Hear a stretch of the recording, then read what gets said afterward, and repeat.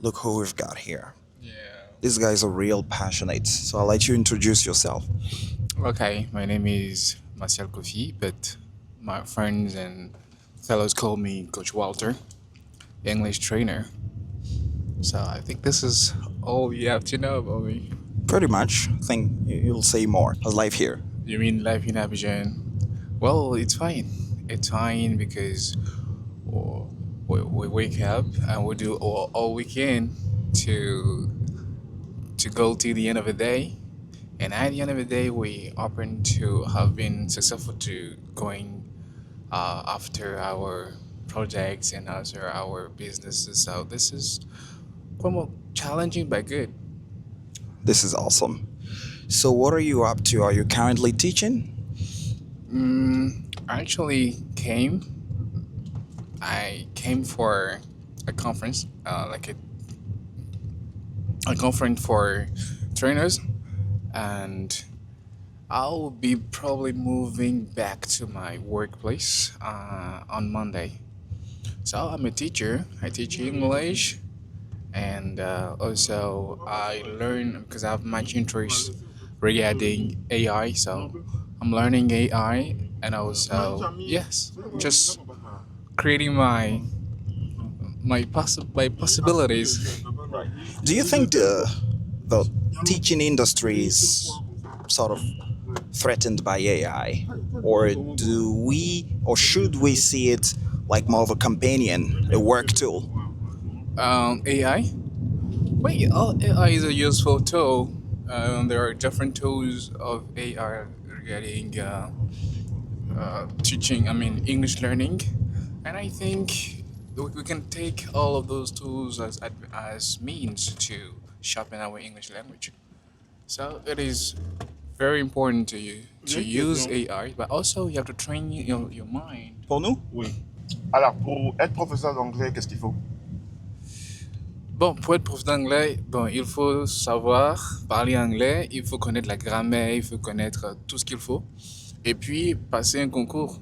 D'accord, si tu veux faire partie des enseignants d'État, tu passes le concours d'entrée à l'ENS, l'École normale supérieure. Et puis, tu te fais former pour avoir un certificat d'aptitude pédagogique qui te permet d'enseigner. Donc, après 2 années de formation, l'État te fait une affectation. Et puis, bon, tu enseignes dans l'une de ces écoles. Yeah. Interesting. So this guy could perfectly be an interpreter. Your French is spot on. It's flawless. Oh, really? Also, there's something I was looking to tell you. I'm also interpreter. Oh, great. Yeah, I'm interpreter, and I even went on an exhibition, international exhibition where people coming from around the world.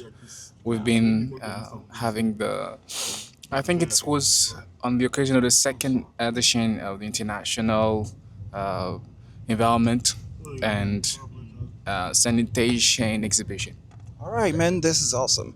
So let's talk about today. We met on the way to a wedding. Last time I tried to catch you, it was 3 years ago, I think, or four. I think you tried. I did try as well, but we just couldn't make it. So,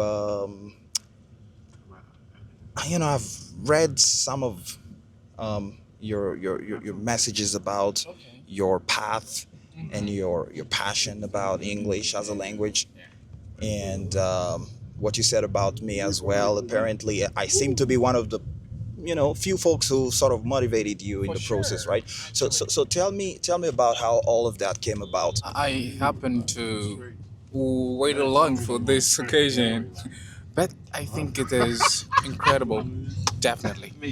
Um, my journey, English learning journey, is like it can motivate other people, other students on the way, because after uh, high studies, I mean, after my, I don't know if I can say baccalaureate from lycée. Your A level when you graduated from high school, right? Yeah, high school graduation. After that, I've been posted to university to study English. I used to choose English and philosophy but I've been selected for English, so I went to study English at university. But my first days were not easy because I thought my English was good, but I was definitely frustrated because one of our teachers came and then he's been explaining and telling you sorry, and at a given moment, all my friends, I'm talking about my classmates, they happened to laugh. They were laughing, and I was like, "Oh, what's happening?" And I was like, I have to laugh also as them because they may have, they may think that I don't understand English, and that was a fact. But for me not to be, pointed this way, so I happened to laugh, but I was scared. I was scaring because nobody has the right to ask me what the teacher's been saying that makes us laugh because I was a little bit frightened for not understanding, but I'm also laughing as others. So when I came out of this situation, I was like, there is a problem. Sometimes I was tempted to, to give up, to go for philosophy or something like that, but giving up on English. But I was like, oh, well, if other people can speak, because I did get friends whose English was perfect, actually. But if they can speak English, I can learn from them. And I was like humble, but I kept on studying hard, and I've been listening so much. And I came across your videos on internet because that was in my second year at university, and we were having like a discussion with friends who preference is not speaking English as American people. They wanted to just speak English for the sake of speaking, no matter the accent. And I was like, you cannot speak as if you were Ivorian. And I was like, having the Ivorian accent, sometimes you will be mispronouncing, and your intonation is not that good. You have to work on it. So I happen to work on intonation and shadowing native speakers, and they were like, "Oh, you're just trying to boast. You're just trying to show up." And I was like, "This is the right way to do." So when I saw your videos on internet, I was like, "This is an Ivorian, and his English is definitely like American people. So why not? If we can take him I don't as know a." if my Spanish sort of stained it now. Oh yeah, I know you speak Spanish very good. Yeah, but the fact of speaking Spanish more than English on a daily basis, just more, not better, more. Um, I see it somehow reflected in my pronunciation sometimes. It's like I struggle with certain words that are difficult to pronounce in Spanish, and sometimes I find these easy shortcuts when I want to say certain things, and it sounds like actually like a native Spanish speaker. So terrible thing. These are polyglot issues. Yeah, for sure. This is a polyglot issue. That is something we call um, interference, languages interferences. So when you speak at least two languages, then you're not like you can get rid of this kind of situation. Yeah. So And it also feels like, especially when you speak more than two, so three, but or when you are perfectly bilingual, you don't feel like you're good enough in either one, actually, right? So you don't know how good your French is or your English is. Sometimes you want to say certain things that you have clearer in French, and vice versa. So I experience it. Now I experience it with the three languages because I speak these three languages fluently, like advanced level. And the other day I was talking to a guy. Where was it? I think a guy was showing me the way to a place, and then I said a few words to the guy in Spanish, without noticing. I was replying in Spanish. I think I said something like gracias, gracias, bueno, hasta luego, something like that. Terrible thing. A lot of things going on in our bilingual or polyglot brains. So, are you interested in learning another language? Of course, of course. The thing is, speaking many languages is also creating opportunities, more opportunities. We'll sort of have to wrap up right now because we've Yeah, got to for the sure. place. We've got a place. But yeah, we'll have enough time to keep up with this. So yeah, it was a pleasure talking to you. This is our first in-person conversation. Actually, it Yes, it happens on the is. way to a wedding. Mm-hmm. So today is my sister's wedding. We're heading there, and then yeah, caught you here. You'll be part of the folks around here, and certainly enjoy the moment with us.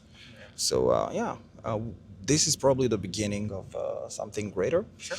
We'll certainly create more content, and you'll have a chance to talk about your experience as a teacher. For sure. One thing I want to know as well is you're doing something that I've also been through, right?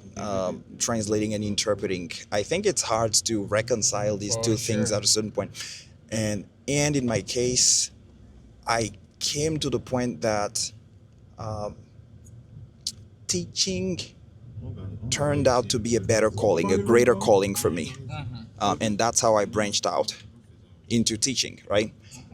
It was initially translation and interpreting, and yeah, I became a teacher because I felt the impact more significant. So where do you stand briefly? Teaching, or I mean, do you feel more comfortable teaching or translating? Both because translating is a kind of passion and teaching is my duty, so I go for both.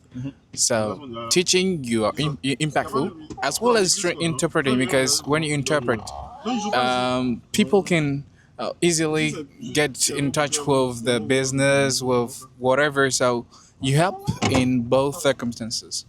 Sure. All right, well, that's great. That's great, man. I think we have a little bit of time.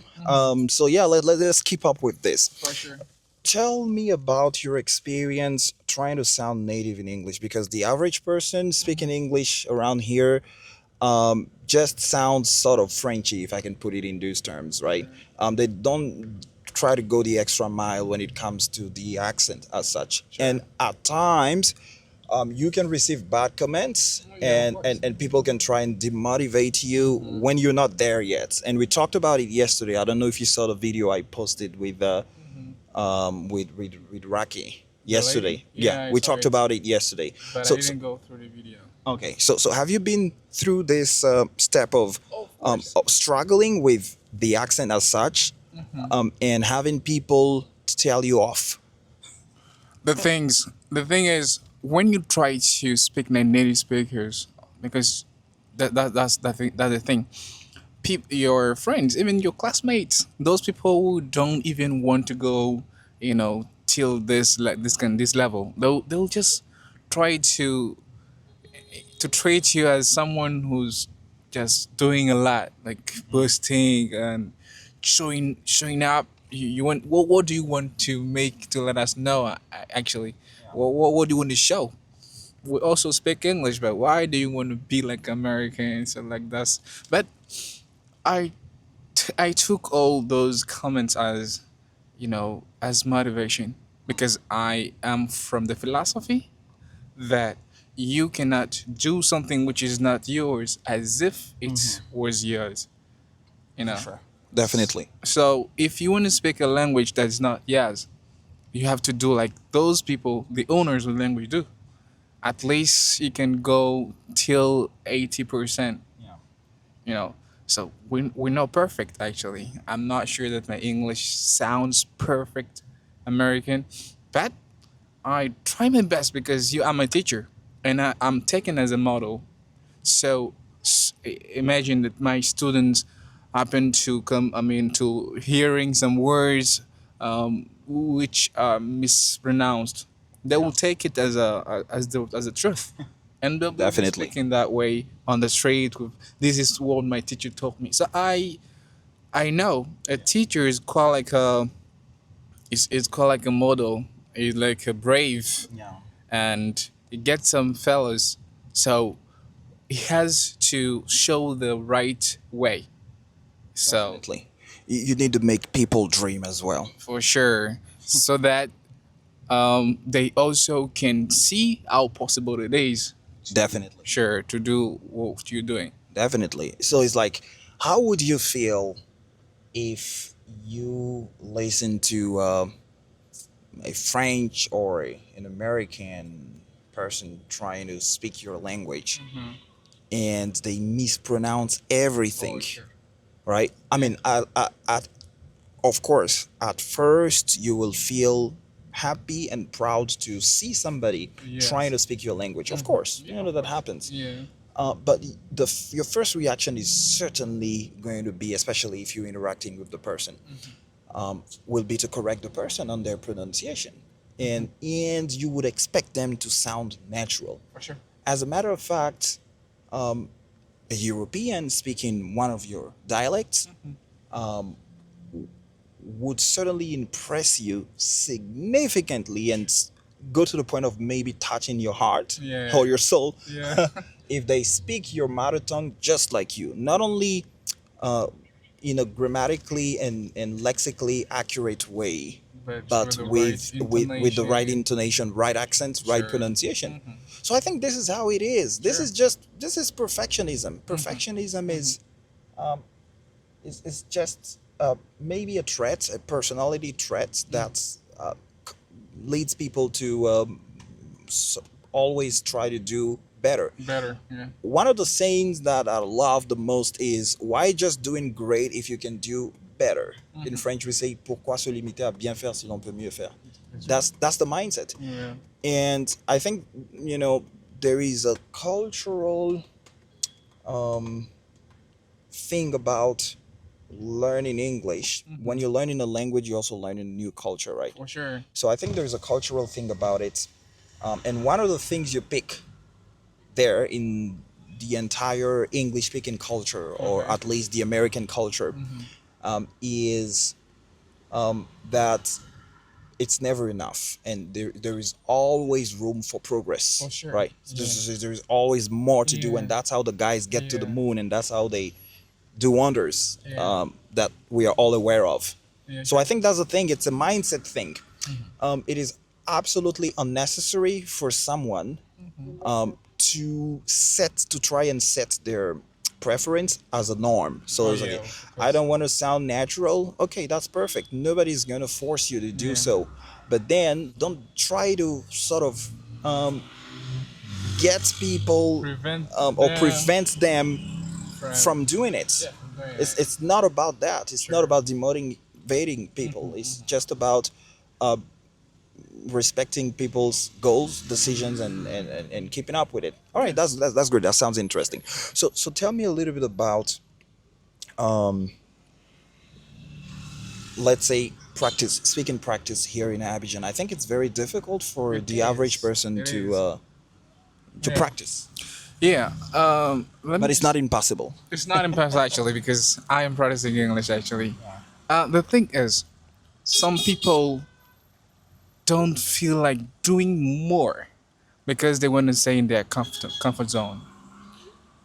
Because they try the list and it is sufficient for them. It is enough for them. But if you want to be like an expert, to be like an expert, to be like a, to be like mastering your field, you have to go beyond the list. You gotta try your best. When you try your best, you give a sustainable result. So it is difficult actually, because we living in a handicap. Handicap. Sure, the country is a French-speaking country. People here, all of them speak French, and sometimes finding English people to practice your language happens to be something difficult. So it is challenging, but it is not impossible. Definitely, you can make it happen. Sure. There's 7 people you can get in touch with in town. You have the U.S. Embassy, you have the different departments For sure. and branches of similar institutions.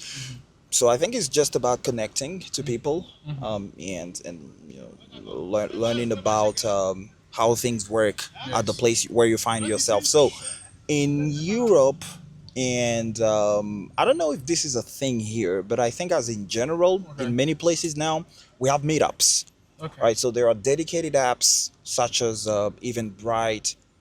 Meetup is another app, is a proper app Mhm. where you can find people to hang out with on weekend, for instance, or any time of the day, right? Like, So even on the same day, you want to go out in 2 or 3 hours, you go to Meetup, you check the upcoming events, and you go ahead. So I think that's one of the things. Anyway, guys, so we're in a little bit of a rush, so I think that will be it. yeah. We'll keep up with this. For sure. Yeah, it is. No problem.